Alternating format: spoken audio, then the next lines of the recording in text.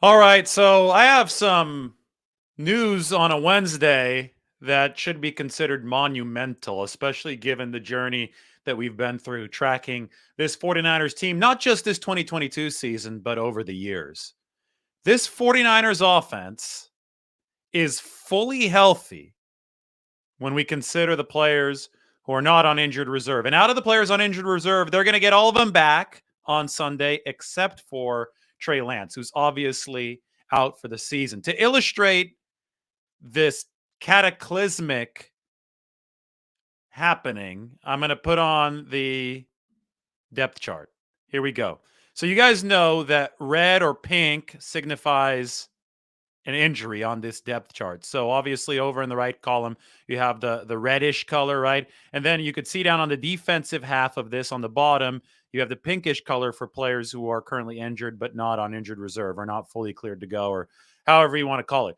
Do you notice that on the offensive half of things here at the top, there is no pink?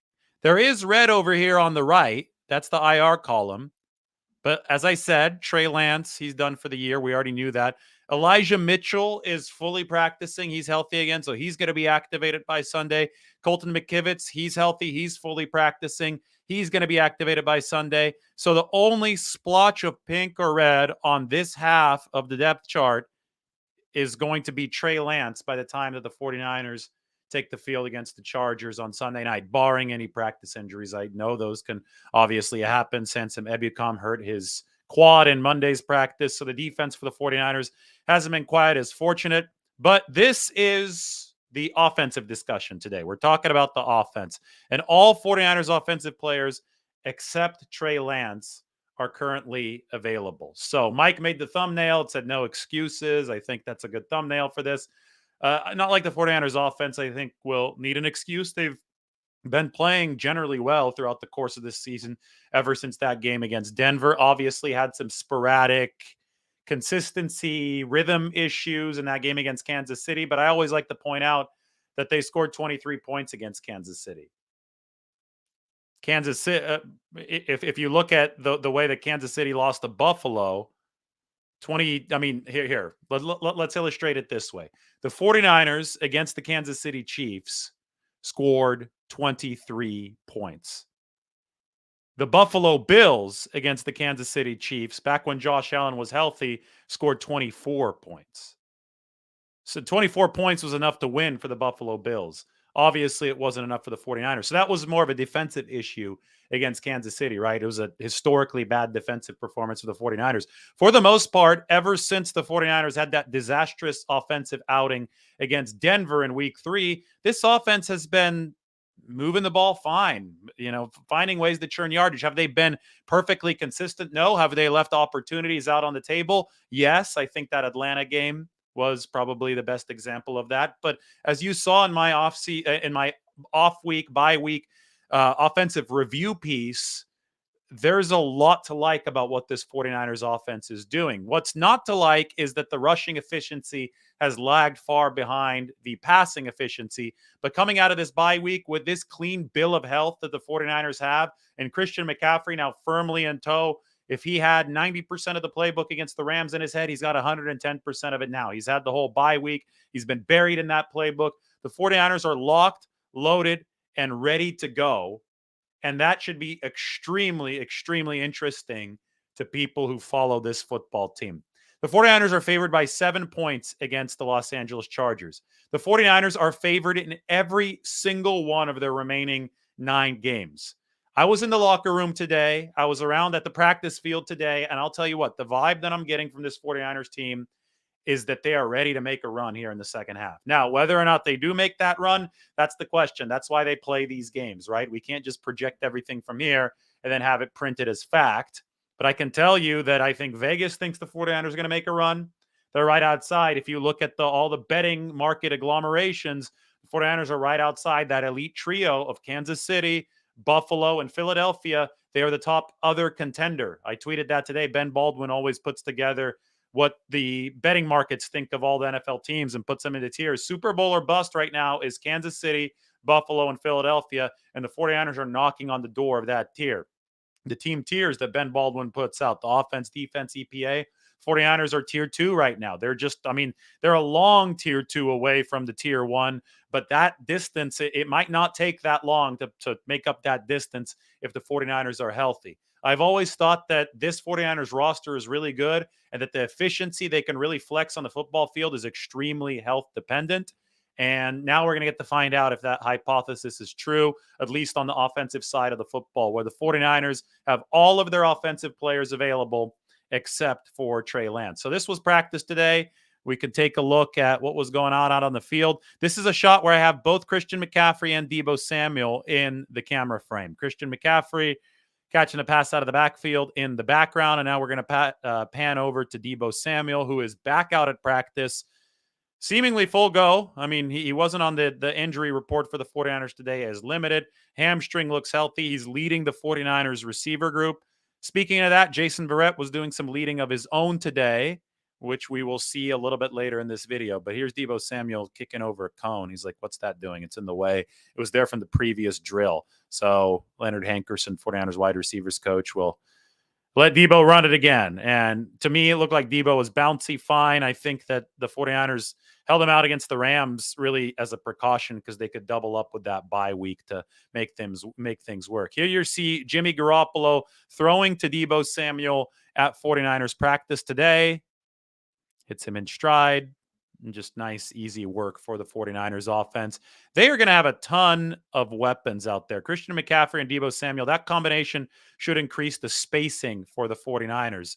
As we take a look at Big 9-7, Nick Bosa, who told us today that he feels completely fresh, 100% injury-free. Remember, he missed a game with a groin injury earlier after the bye week. That's Darryl Tapp, the 49ers assistant defensive line coach, in the helmet, sweater, and padding, ready to just get beaten up by the 49ers defensive lineman. Tapp, not that long ago, played for Washington. He was a longtime NFL player in his own right, and he always gets really involved in these practices wearing the full helmet. Chris Kasarik, 49ers head D-line coach, steps in there. Tapp is his assistant, and you're going to get to see him go against Nick Bosa right here in the first one of these drills. Speaking of Nick Bosa, remember, no Joey Bosa or Austin Johnson for the Chargers, who are allowing 5.7 yards per carry. That's the worst in the NFL. Austin Johnson is a good run-stopping defensive tackle. He's done for the year for the Chargers. They want to have him, and we all know about Joey Bosa because we know about Nick Bosa. And injury-wise, right now on the screen, you see Dre Greenlaw getting the calves warmed up. Greenlaw limited in his return to practice today. But to me, when you saw the calf exercises that he was doing there's a good chance that Dre Greenlaw is going to play. And that would be Azeez Al-Shire that was next to him that might be ready to go as well. Al-Shire, a full participant in practice coming off of injured reserve. This is Jason Verrett. Jason Verrett, I said, speaking of him, he led the cornerbacks, and I consider Jimmy Ward a cornerback because he's the starting nickelback for the 49ers right now. You could see Jason Verrett was leading these corners through these early pre-practice drills. These are the three big names, the veterans, Verrett, Charvarius Ward, and Jimmy Ward. Those are the three guys who don't do special teams, or they don't practice with special teams, and they get a few snaps with them. So they get to work on their craft off on the side with Daniel Bullock's 49ers safeties coach and Corey Undlin, the cornerbacks coach. And it was notable today that Jason Verrett was leading the way through those drills. He wasn't leading the way in the past. So based on what Kyle Shanahan said, it sounds like Jason Verrett's potential return is imminent. I think it's going to happen soon. Here he is again, leading the way through these drills, moving well for the 49ers. And there is talk of potentially platooning Verrett to start his return for the 49ers, kind of like the 49ers are platooning the right guard spot with Daniel Brunskill and Spencer Burford. Maybe you see Verrett platoon with Diamador Lenore or Ambry Thomas, or however the 49ers want to play it at that cornerback position. But that is the scene at practice today. The 49ers are healing up. I know I'm focusing on offense with the title of this video and most of the stuff that we're going to talk about, but you can't deny the fact that the defense is also healing up, with the exception of Sansom Ebukam, who was out of practice because he hurt his quad on Monday. No further updates on that front. But if there was any piece of bad news that came out of the technical bye week, it was that for Sansom Ebukam. But, you know, even Jimmy Ward right here, he's catching passes with both hands, favoring the broken hand a little bit more than the non-broken one, but he doesn't have a big-ass cast on his hand anymore. Might wear something during the game where it's full contact, right? But good news for Jimmy Ward. And there's Kyle Juszczyk. Speaking of hand protection after a fracture there. He fractured his finger. You can see on the right hand, he's got a little bit more protection on the finger that was fractured, but he's back out at practice in full capacity. And it doesn't look like whatever, he has on that hand is hindering him at all. So that's it. Let's go back to the 49ers offense. Their game plan against the Chargers should be to take the star safety, kind of a rover, Derwin James, out of the play, which is easier when you have multiple weapons. And, the 49ers have multiple weapons right now. They have Christian McCaffrey. They have Deebo Samuel. They have Brandon Ayuk, who's their best pure wide receiver, right? They're going to have Jawan Jennings, who was back out of practice today. I mean, I'm 4 weapons in, and I haven't even mentioned George Kittle, right? George Kittle's going to be out there. Ray McLeod, he's going to be weapon number 6 or number 7. Hell, I haven't even mentioned Elijah Mitchell. What about the Elijah Mitchell, Christian McCaffrey backfield? By now, you're getting the idea. There are a lot of weapons for the 49ers. They are completely stacked on the offensive end, and they're all healthy. This is the healthiest the 49ers have been since week 1 offensively. And really, again, the only 49er who is not available on the offensive side of the ball is Trey Lance, and Jimmy Garoppolo is playing really well. So this is a game where the 49ers can flex their offensive muscle. And Derwin James, when you look at this Chargers defense, is the one really dangerous piece in the back end, because J.C. Jackson, the star cornerback that they acquired this year, he is on injured reserve. He's not going to play in this game.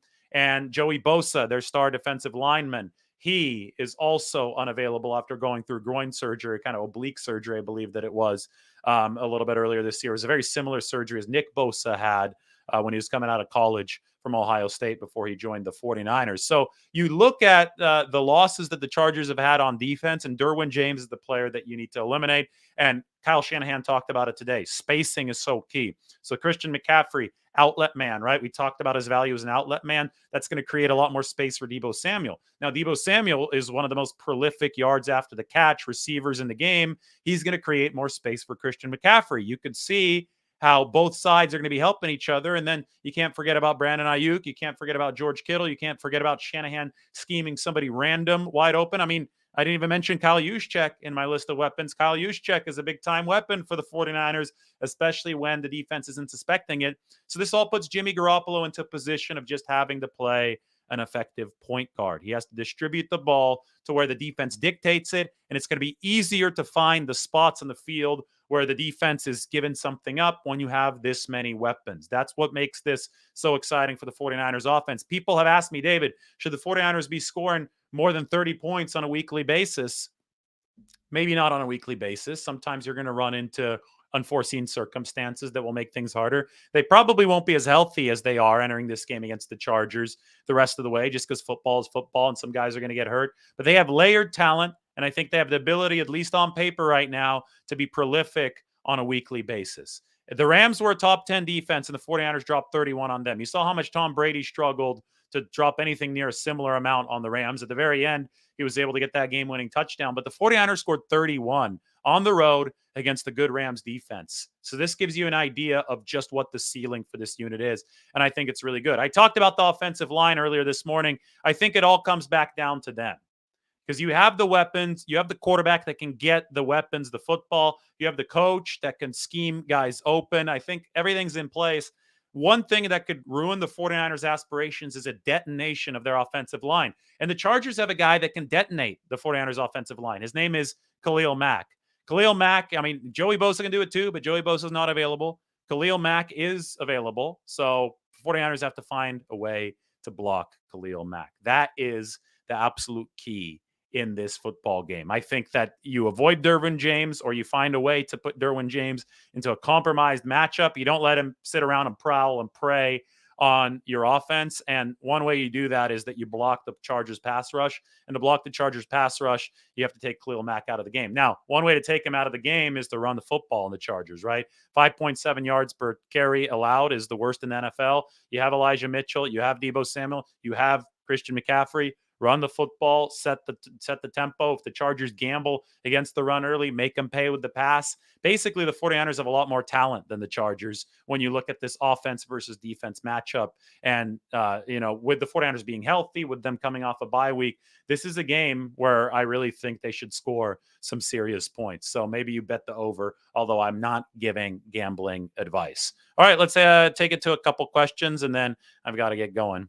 We'll see what happens here in a little bit. I got about 10 minutes. So answer some of your questions. Maybe put up right here before I answer the questions, put this back up one more time. This is the 49ers injury list down at the bottom. You could see there's a lot of green lately. That means guys coming back. I mean, Colton McKivitz, as soon as he comes off IR right here, I can make him green instead of red. Azeez Al-Shire, same thing. I think Jordan Willis at some point is going to come back. Elijah Mitchell is going to come back. You're not going to get Lance back. You're not going to get Emmanuel Mosley back if you're the 49ers. But outside of that, you've got some really good options here. And the football team did use the bye week well. And I can't underscore enough how fortunate the 49ers were to have that bye week when they did. I mean, it just worked out so well. 8 games down, 9 to go, exact halfway point of the season. Coming off a win, but a win, where you're like, okay, I wish we had more of these guys, right? That's what the 49ers were saying. So the bye week let you really start that recuperation process in earnest because nobody got hurt against the Rams. It's also huge and nobody got hurt going to the bye week. So that way you're not licking your wounds entering the bye week. You're just entering it saying, oh, okay, we're here to recuperate. And, the winning taste the 49ers had in their mouth entering the bye week helped a lot too. I know as fans, I'm sure all these viewers right now, everybody's watching right now as fans, you would have hated stewing for 2 weeks about a 49ers loss to the Rams and a 3-5 record. Instead, they're 4-4, striking distance. People don't have to be pissed off entering the bye week. And that's exactly what happened with the scheduling of this bye. So I'm sure that the 49ers were very, very happy about that. All right, now it's time for some of the questions. Let's take a look. I don't think that Armstead's going to be playing Sunday. I think, today I reported on this a little bit earlier.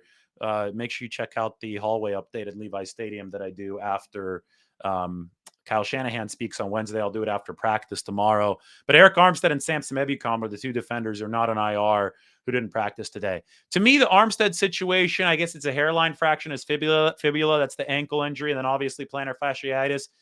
If you're the 49ers, just do everything you can to try to get Armstead ready for the stretch run in the playoffs. Plantar fasciitis in the foot, that could stick around. Hairline fracture sounds painful. Sounds like something you could probably play through right now, but why? You're favored in the rest of your games if you're the 49ers. Your offense looks to be one of the most high-powered units in the league. It's got all the pieces. Somebody's got to pull the weight, and you don't have to have guys playing through hairline fractures and plantar fasciitis, right? Yes, it makes the run defense weaker. I've written so much about that, but the 49ers need to win these football games without Eric Armstead. They need to be circling the wagon so that everything is ready to fire at will, at full cylinders once the stretch run and playoff time come. That's what I'm looking at. So no, I do not expect Eric Armstead to play Sunday. He didn't practice today. I don't know how serious Samson Ebukam's quad injury is. If it's somewhat serious, 49ers shouldn't roll the dice there either. Again, they're favored by 7 against the Chargers. That's a big number. That tells you they need to be able to win this game even without 2 of these guys, especially since they have a deep defensive line otherwise. When do the 49ers expect Kinlaw? So Kinlaw went on IR three games ago. He's got one more game at least before he can come off IR. So they're going to reevaluate that next week. If the fluid has, kind of drained, they've learned how to manage it. Remember, this is Kinlaw's first year post-ACL. This happens to a lot of players. I know with Javon Kinlaw, people are more touchy about it because he had already missed time before. But this is, they're figuring out how to come back from that ACL, which happened mid-season last year. He was still playing on it, right? So then he had the ACL reconstruction surgery, and the 49ers now think they're on the right track there. But they've got to make – same thing as Armstead, and as you want to play cautiously with the timing because you want to pack the punch that you really want later in the season rather than, just blowing it all a little bit earlier than having Javon Kinlaw get hurt again. So I would expect Kinlaw for the first possible time in Mexico City because it's just not possible with the rules right now, right? He's got to be on IR for at least one more game. Yep, Big Bosa is not playing. But I think that Cheryl Bosa, Nick's mom, is still going to wear the split jersey. Custom made. One half is going to be 9 Chargers, I believe. Second half is going to be 7 49ers. I think she basically ordered 2 separate jerseys, a Joey jersey and a Nick jersey, Chargers, 49ers jersey, and had them custom combined. Cut up, stitched together, custom combined. You can expect Nick Bosa's mom to be wearing that, even though her other son, Joey Bosa, will not be playing in this game. Do you think that we see a 3 running back set with Christian McCaffrey, Debo, and Mitchell? I don't think we see all 3 of them in the backfield at the same time. I think you see 2 of them. But you could have Debo Samuel lined up out wide, and nobody has ever stopped Kyle Shanahan from handing it off to a receiver on a play, right? End around, reverse type of action. 49ers can get creative. And the 49ers have to decide what exactly, the best way to play this over the long term is, because you want to develop the offense over the course of the year, especially if you're a true playoff contender. And by that, I mean, you want to set plays up that you're not necessarily going to use to beat the Chargers or Washington on December 24th or some of these other teams against whom the 49ers are favored. You also want to be able to land some knockout punches come playoff time once these games really, really mean something. So you're constantly playing this game of chess and not checkers, and something where you're running an end around at Debo Samuel and you have McCaffrey and Elijah Mitchell in the backfield. Maybe you run it now to set something else crazy out of that up, but in all likelihood, you probably don't debut that quite yet, right? So you can have it down the stretch. You got to play the long game. The NFL season's all about the long game. When you look at injuries, when you look at strategy, when you look at whether or not you should freak out or not over a loss in week 2 or week 3, everything has to be the long game. Speaking of week 2, I have an interesting thought here. The Seahawks are the number 5 DVOA team in football. They're pretty damn good, right? The closest measurement I think that we've been able to glean over how good this 49ers team can be is week 2 against Seattle. Because in week 2 against Seattle, they still had Armstead. They had a defense that was at nearly full health, right? Maybe even at full health that week in week 2. And the offense, I know they lost Trey Lance in that game, but obviously they have 2 quarterbacks, right? Then Jimmy Garoppolo plugged right in, played well. The offense was also basically at full health. I know no Christian McCaffrey yet, but the 49ers, if it were not for a blocked field goal, a chip shot field goal was blocked and taken back for a touchdown by Seattle, the 49ers would have beaten the Seahawks, who are the number 5 DVOA team now, 30-0. That should give us an idea of just how good this 49ers team can be when it is healthy. This really might be the best roster in football when it is healthy. Now, I get it. The Seahawks have improved since then. Young defense. They're growing into their own. Geno Smith is probably getting more and more confidence as this goes along. But I don't think the Seahawks have gotten 30 points better. I don't think you go from 30-0 against the 49ers, which would have happened if not for that block kick, to being better than the 49ers over the course of just a few weeks of the season, right? I think the Seahawks do have a chance, obviously, to knock off the 49ers since they've gotten better if the 49ers aren't at 100% come December 15th with that Seattle home field advantage. Let's put it that way. So, but it's still impressive to me to look back on that week 2 game. And I don't think people realized how good Seattle would be at that time yet. So that win hasn't gotten enough shine for the 49ers. But boy, they dominated a Seahawks team that's turning out to be pretty damn good as this season is progressing. Okay. Those of you who are asking about Armstead, just go ahead and watch the replay of this when the live is done. I'm going to have to go in a couple minutes here. I've already talked about Armstead. Do we see another Christian McCaffrey passing touchdown? I don't think you see it this week. You might see it this season at some point. 49ers offense is going to cause teams headaches. That's for sure. They are going to cause teams big headaches. I'm working on something on Alfredo Gutierrez. It's a good question. Stay tuned. Well, maybe we talk about it next week. Does the Bears loss look a little bit better now? Yeah, I think so. I mean, the Bears loss was a gigantic asterisk, right? They played in a monsoon, a complete monsoon. So if you're behind entering the 4th quarter, you were screwed in that game. There was a fluky touchdown, maybe a couple fluky touchdowns from the Bears, but the fluky TD to Dante Pettis, that's something that the 49ers aren't giving up on a weekly basis, right? And then, it's just not a good kind of predictor for the rest of the season for the 49ers, whether you like it or not, because Trey Lance was the quarterback. That's nothing against Trey Lance, but he's just not the quarterback anymore. It's unfortunate that he got hurt, but if we're going to handicap the rest of the 49ers season, we're going to handicap it without factoring Trey Lance into the QB position. It's Jimmy Garoppolo now. So that's water under the bridge, literally, with the monsoon in Chicago back then. Are Jimmy Garoppolo's best days ahead or behind him? That's up to the beholder.